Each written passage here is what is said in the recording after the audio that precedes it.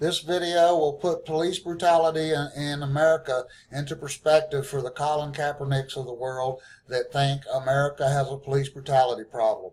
We must ask ourselves a few questions to put this into perspective. How many citizens get killed by cops each year? How many of those killings are justified or unjustified uses of force? How many armed law enforcement officers are there in America doing enforcement interactions with citizens? And how many actual enforcement engagements do those police officers have with citizens each year? We see that each year between 900 and 1,000 citizens get killed by cops each year. Here's 963 in 2016. Here's 995 in 2015.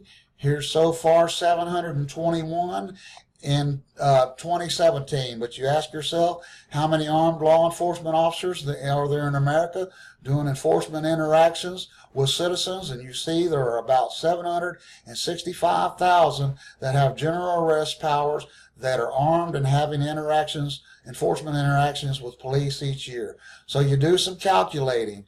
You say that each one of those 765,000 cops work 5.5 days for 50 weeks a year.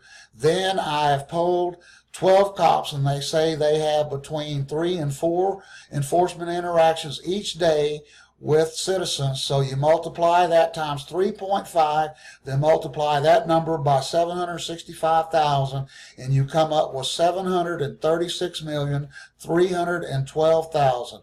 Now, when you realize, put that into perspective, that less than 1,000 people get killed by cops each year, and then further you realize that 98% of those are justified uses of force, that leaves between 1 and 2 dozen unjustified killings each year by cops out of 736,312 interactions with citizens each year enforcing the law.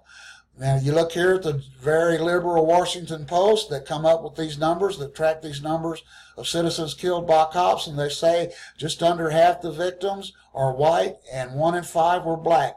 Now that looks like a disparity until you consider the disparity between black and white criminality, and that puts it in perspective. Here would be the criminality rates if the population was 50-50 between blacks and whites. You can see that this disparity outweighs the disparity between the number of whites and blacks killed by cops to show that there is not a police enforcement brutality problem in America.